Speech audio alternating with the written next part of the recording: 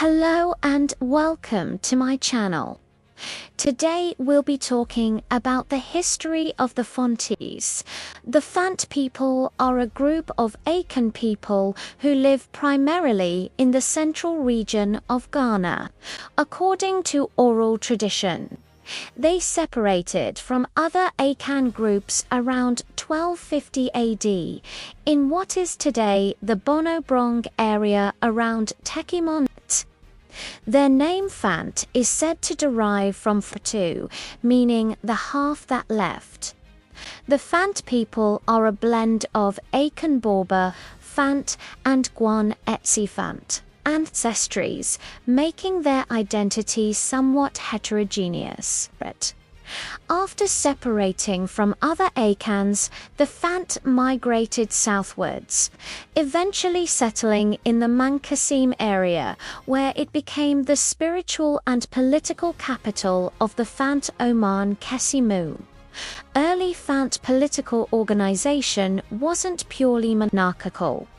Authority rested heavily on councils of elders, priests at the Nananom Empau shrine and elected war leaders, brafo, rather than an absolute king. To the Fante Confederacy, kingship was a relatively new idea. The Fante organized themselves in a number of smaller states or kingdoms such as Abura, Akamfi and Kusakum, Agona, and so on, which often formed shifting alliances with one another. These smaller states were semi-autonomous but were grouped together into larger regions under powerful chiefs known as as middlemen in trade between the European settlers on the coast and the various states in the interior like Ashanti. They profited from the growing Atlantic trade. With the arrival of Europeans in the 15th and 16th centuries, the Fante, situated along the coast, had easy access to European goods, particularly firearms, which they acquired in exchange for gold. While they participated in the Atlantic trade, including the slave trade, they did not deal directly with Europeans. Rather, they traded with the interior states, acting as middlemen. They also served as traders of captives in conflicts between the European powers. And unfortunately, they sometimes found themselves as victims in those conflicts. Because of their strategic role in trade, the Fante controlled many European forts, which served as warehouses for goods and sometimes resisted European attempts to infringe on their sovereignty.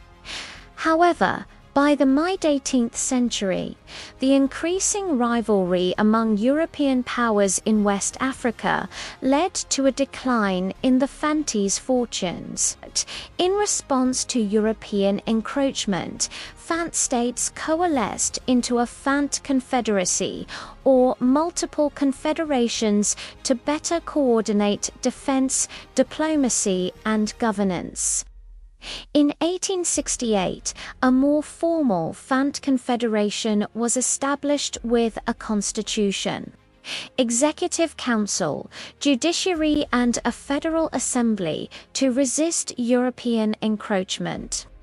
Especially after the 1867 Anglo Treaty over the forts. But internal rivalries, financial strains, and external pressure from European powers caused the Confederation to collapse. By about 1873, the Fante states were then gradually absorbed into the British Gold Coast colony. Before this, in 1806, the Ashanti Empire defeated the Fante in the Ashanti-Fante War, forcing them to pay tribute. The Bond of 1844 was a treaty in which Fante chiefs agreed to allow the British to enforce law among Fante states in certain cases. This is often seen as one of the foundational steps in British formal control over the Gold Coast.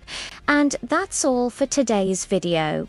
Thank you so much for watching and learning about the history of the Fantes. If you enjoyed this video, please give it a thumbs up and share it with your friends. Until next time, stay safe and keep learning.